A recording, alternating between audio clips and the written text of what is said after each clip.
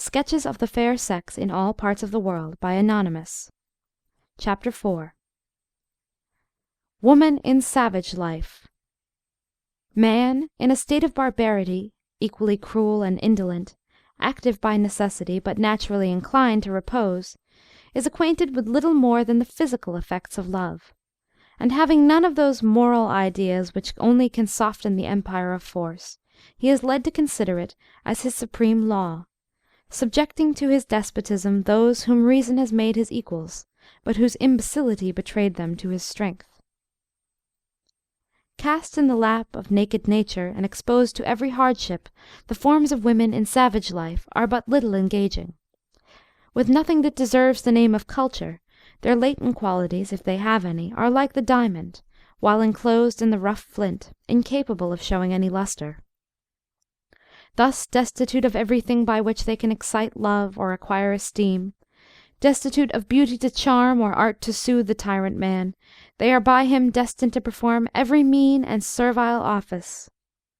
In this the American and other savage women differ widely from those of Asia, who, if they are destitute of the qualifications necessary for gaining esteem, have beauty, ornaments, and the art of exciting love. In civilized countries a woman acquires some power by being the mother of a numerous family, who obey her maternal authority, and defends her honor and her life. But even as a mother, a female savage has not much advantage. Her children, daily accustomed to see their father treat her nearly as a slave, soon begin to imitate his example, and either pay little regard to her authority, or shake it off altogether. Of this the Hottentot boys afford a remarkable proof. They are brought up by the women till they are 14 years of age. Then, with several ceremonies, they are initiated into the society of men. After this initiation is over, it is reckoned manly for a boy to take the earliest opportunity of returning to the hut of his mother, and beating her in the most barbarous manner, to show that he is now out of her jurisdiction. Should the mother complain to the men, they would only applaud the boy for showing so laudable a contempt for the society and authority of women. In the Brazils the females are obliged to follow their husbands to war, to supply the place of beasts of burden, and to carry on their backs their children, provisions, hammocks, and everything wanted in the field. In the Isthmus of Darien they are sent along with the warriors and travellers as we do baggage horses. Even their queen appeared before some English gentlemen carrying her sucking child wrapped in a red blanket. The women among the Indians of America are what the Helots were among the Spartans, a vanquished people obliged to toil for their conquerors. Hence, on the banks of the Orinoco, we have heard of mothers slaying their daughters out of compassion, and smothering them in the hour of their birth. They consider this barbarous pity as a virtue. Father Joseph Gumilla, reproving one of them for this inhuman crime, received the following answer: "I wish to God, Father, I wish to God that my mother had, by my death, prevented the manifold distresses I have endured, and have yet to endure as long as I live.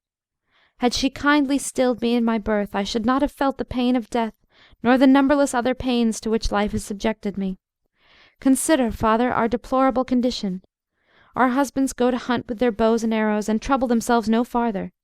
We are dragged along with one infant at our breast, and another in a basket. They return in the evening without any burden. We return with the burden of our children. Though tired with long walking, we are not allowed to sleep, but must labor the whole night in grinding maize to make chica for them. They get drunk, and in their drunkenness beat us, draw us by the hair of the head, and tread us under foot.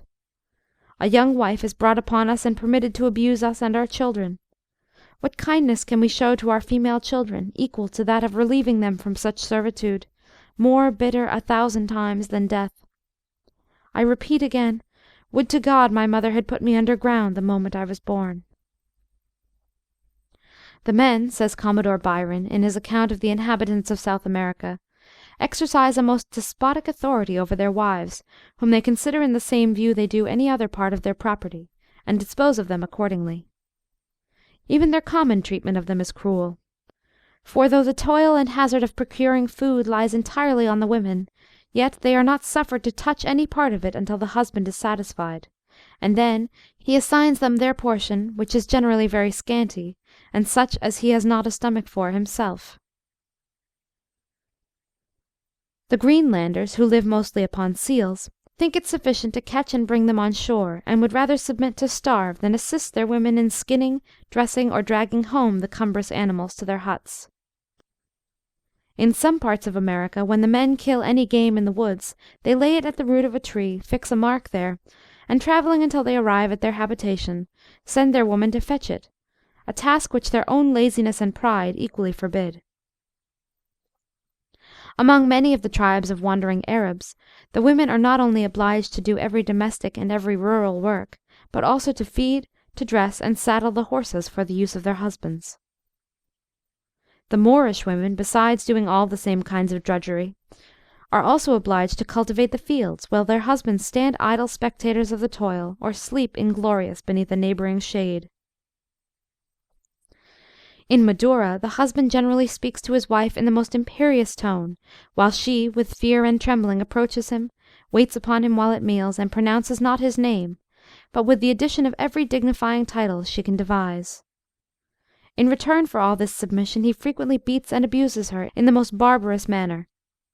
Being asked the reason of such a behaviour, one of them answered, "As our wives are so much our inferiors, why should we allow them to eat and drink with us?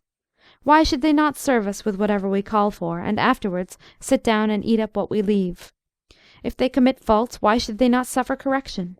It is their business only to bring up our children, pound our rice, make our oil, and do every other kind of drudgery, purposes to which only their low and inferior natures are adapted."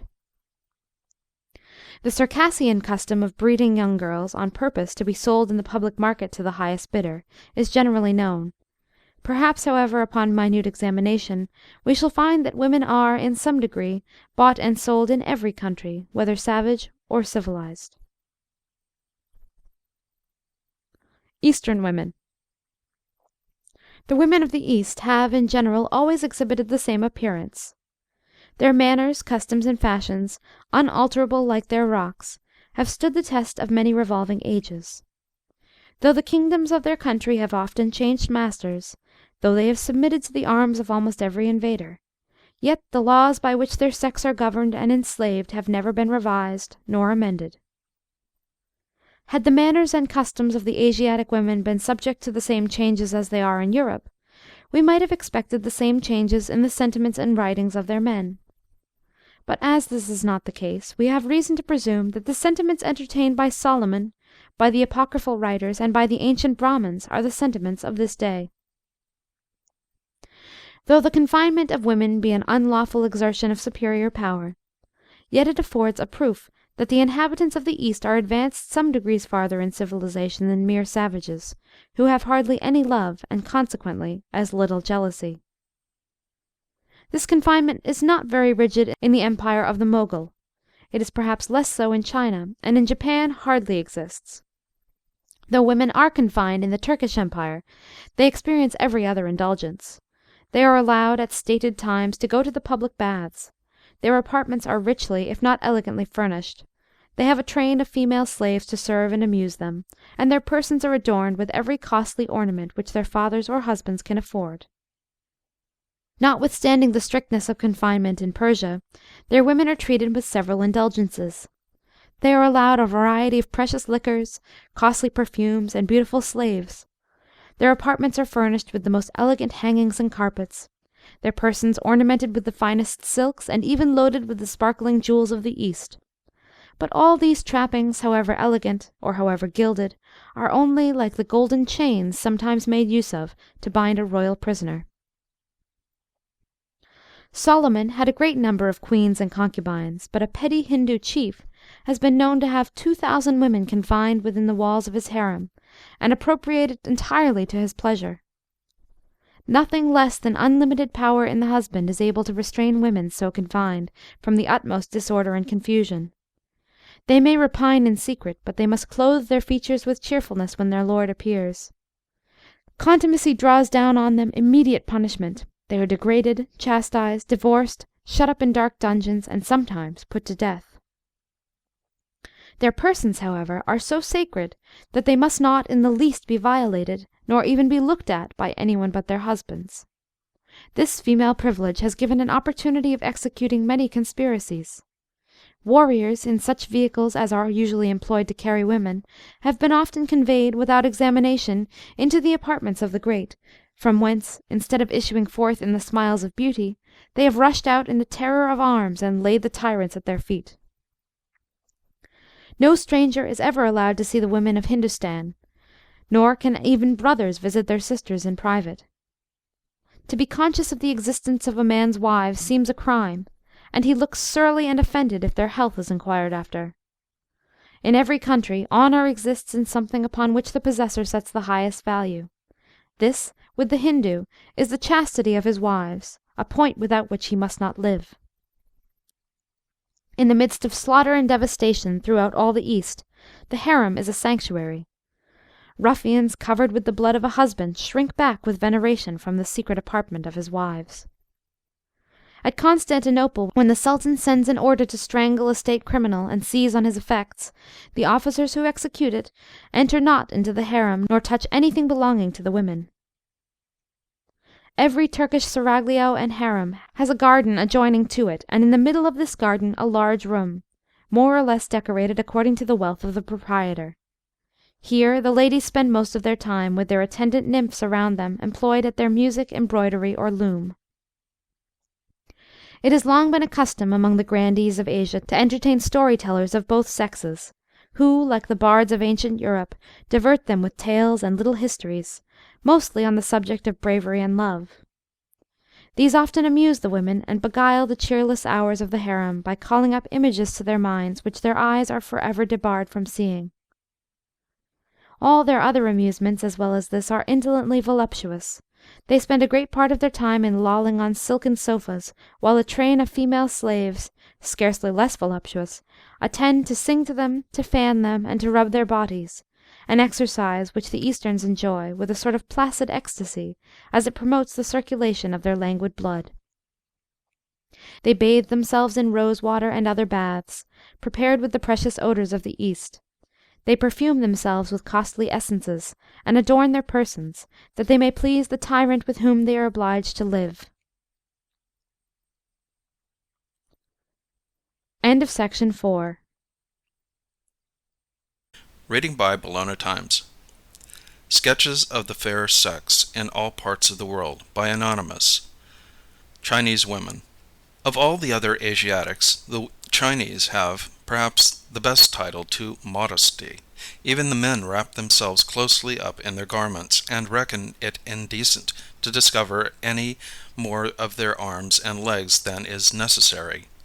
The women, still more closely wrapped up, never discover a naked hand even to their nearest relations, if they can possibly avoid it. Every part of their dress, every part of their behavior, is calculated to preserve decency and inspire respect, and what adds luster to of their charms is that uncommon modesty which appears in every look and in every action. Charmed, no doubt, with so engaging a deportment, the men behave to them in a reciprocal manner, and that their virtue may not be contaminated by the neighborhood of vice, the legislature takes care that no prostitutes shall lodge within the walls of any of the great cities of China. Some, however, suspect whether this appearance of modesty be anything else than the custom of the country, and allege that, notwithstanding so much decency and decorum, they have their peculiar modes of intriguing, and embrace every possible opportunity of putting them in practice, and that, in these intrigues, they frequently scruple not to stab the paramour they had invited to their arms, as the surest method of preventing detection and loss of character. A bridegroom knows nothing of the character or person of his intended wife, except what he gathers from the report of some female relative or confidant who undertakes to arrange the marriage, and determine the sum that shall be paid for the bride. Very severe laws are made to prevent deception and fraud in these transactions. On the day appointed for the wedding, the damsel is placed in a close palanquin, the key of which is sent to the bridegroom by the hands of some trusty domestic. Her relations and friends, accompanied by squalling music, escort her to his house, at the gate of which he stands in full dress, ready to receive her. He eagerly opens the palanquin and examines his bargain. If he is pleased, she enters his dwelling, and the marriage is celebrated with feasting and rejoicing, the men and women being all the time in separate apartments.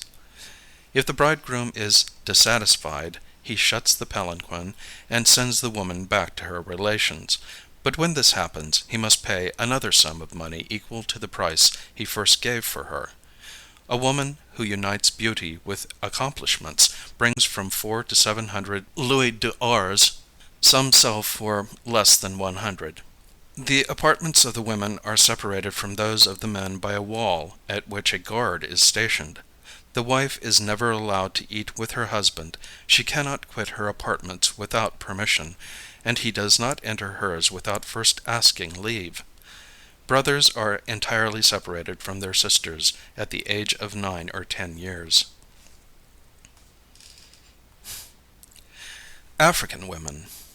The Africans were formerly renowned for their industry in cultivating the ground, for their trade, navigation, caravans, and useful arts.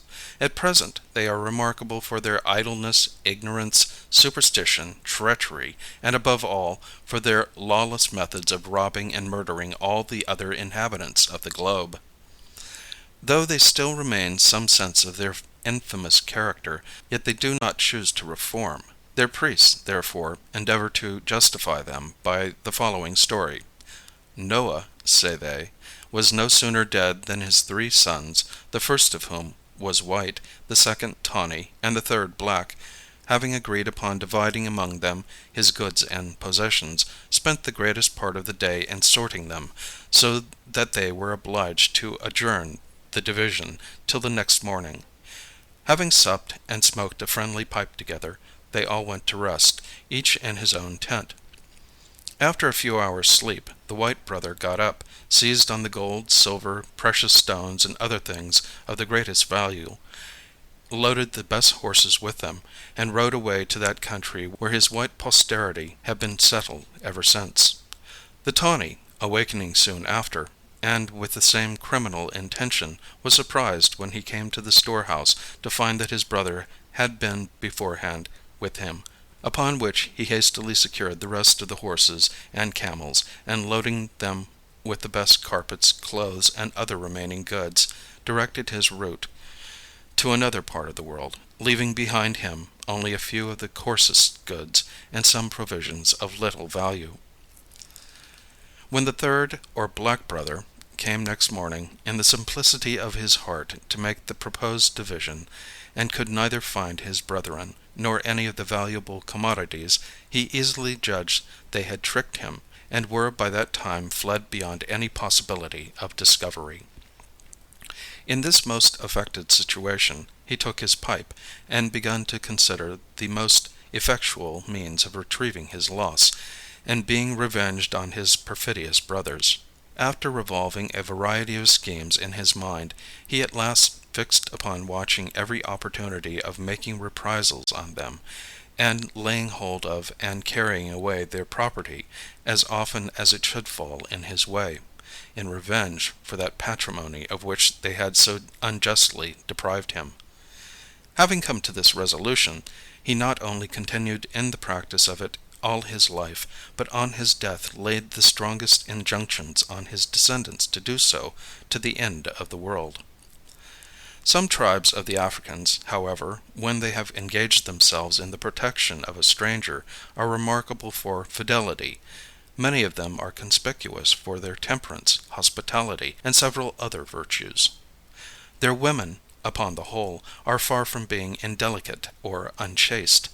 On the banks of the Niger they are tolerably industrious, have a considerable share of vivacity, and at the same time a female reserve, which would do no discredit to a politer country. They are modest, affable, and faithful. An air of innocence appears in their looks and in their language, which gives a beauty to their own deportment. When from the Niger we approach toward the East, the African women degenerate in stature, complexion, sensibility, and chastity. Even their language, like their features and the soil they inhabit, is harsh and disagreeable. Their pleasures resemble more the transports of fury than the gentle emotions communicated by agreeable sensations. End of Section 5.